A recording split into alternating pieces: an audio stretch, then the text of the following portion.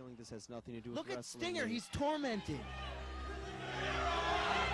There's something He's in beyond wrestling. agony. I don't understand. Look at these people are eating. Why are they doing this to Stinger? What's going on? He's tied up and there's no hope at this point. Look at they've got his feet. They're relentless, Nate. They won't quit. I mean, look at this. He's tied completely. Oh, but wait, someone is finally coming to the rescue. Who's this? It's Bishop Jack Wallace? And the demons are out of there. Now let's think about this. You have a wrestling show that includes some of the toughest guys in the history of the business, both legitimately and in terms of their gimmicks. Greg Valentine, Road Warrior Animal, plus Shawn Michaels, who at this point is still main eventing WWE pay-per-views. And who runs in to save many-time world champion Sting from being beaten senseless by a bunch of nobodies? The pastor of the church. He hits the ring and the demons flee without even putting up a fight. You know, the NWL, one of the local independent promotions, used to hold shows at my high school. It was very cool because in addition to the local wrestlers, they would always book a few legends who were more well-known to help draw the house. That's how I got to see Jimmy Snuka wrestle live. It was pretty cool. And you know, none of my teachers were ever involved in the show. There was never a spot where, say, my principal, Mr. Peccano, would run out to save Neil Superior from Doink the Clown. It never occurred to me at the time, but in retrospect, I'm grateful. Very grateful. But whatever. Sting has been beaten up, but now Bishop Jack Wallace is here. He'll help Sting off with those chains and... You can make it. Come on, you can do it. You can break the chains. You can break them. No, dude, just take the chains off of him. Come on. Come on, Sting. You can do it, man. No, you don't understand. You don't know what's going on in my life. Doesn't matter. You can be free. You don't have to be chained. You don't have to be in bondage. You don't have to be a slave, Sting. Come on. Break it. You can do it. I can't. You don't understand. I can't. I'm in too deep. It's way too deep. In too deep? Sting, just relax your hands. It looks like the chains will fall right off. I've I seen got a others. lifestyle on the road that's radical. One that I know my wife and children would not approve of, but it's too far gone. It's too late. So forget it. Wait. Okay. Oh no. There is no amount of money, no amount of power, no big wrestling event, no woman, no drug, no nothing that can fix me.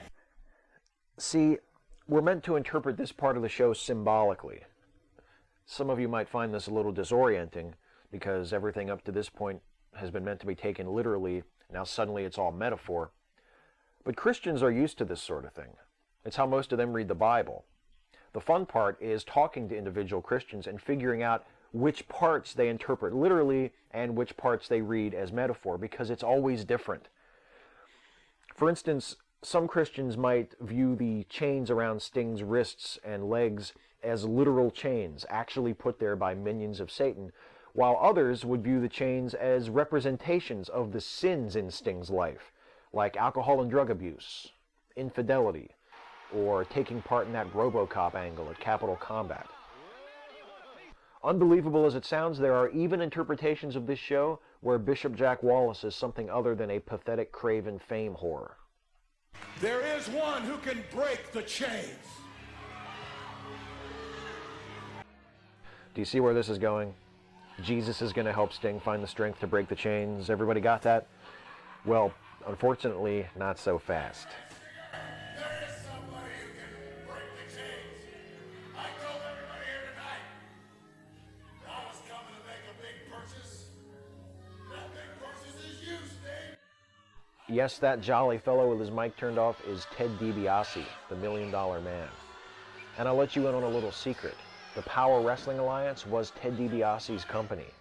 He wasn't just a performer, he was the promoter.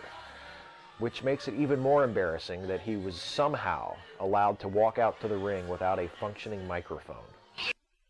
To sum up what DiBiase's saying, he has come back to make a major purchase, Sting.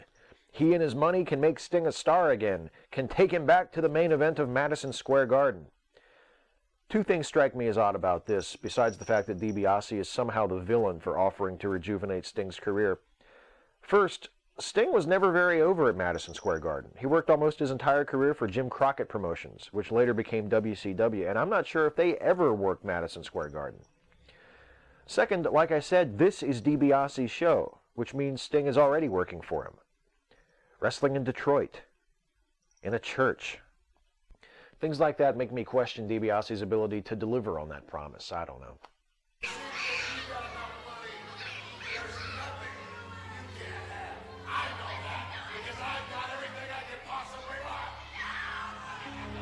Do you really? Do you have everything you want? Yes, I do. Think about it. You don't. Sting, break the chains. Ooh, I bet that comeback sent a shiver down DiBiase's spine. Think about it, you don't? You know, I'm not usually a fan of pre-scripted promos in wrestling shows, but in Bishop Jack Wallace's case, I don't think it would have been the worst idea in the world. And on we go. I cut this way down, believe it or not. This segment with Sting in the chains actually lasts a good 5 or 10 minutes. Time enough, I should say, for Bishop Jack Wallace to have helped Sting off with those chains if he had chosen to do so. Just saying. It's an allegory now, I know. Who is the one who can help Sting break the chains? I wonder how much longer they're going to stall.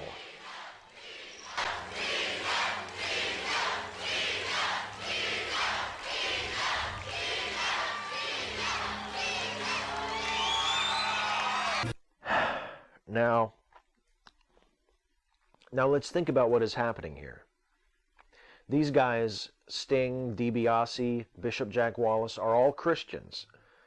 And this entire segment with the beating and the chaining and DiBiase offering the worldly temptation has all been about goading the crowd into chanting Jesus, Jesus, Jesus, the same way that wrestling crowds used to chant Hogan, Hogan, Hogan, or Austin, Austin, Austin, or you fucked up, you fucked up.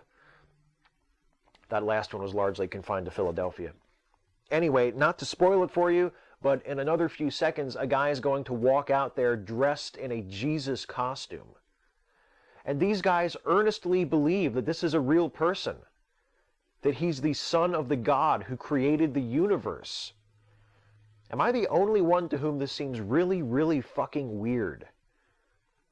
Ask yourself, if you believed there was a real person who returned from his own death and was right now watching you from the afterlife and was omnipotent, would you really hire someone to impersonate him at an indie wrestling show? Would you really prod the live crowd into chanting his name and then go on to stage a cheesy reenactment of his excruciating public execution set to the tune of, Jesus, is that a Carmen song?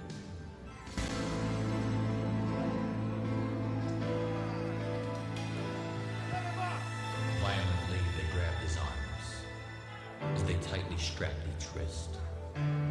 With the hellish looks that a strong-armed soldier, whip clenched in his fist.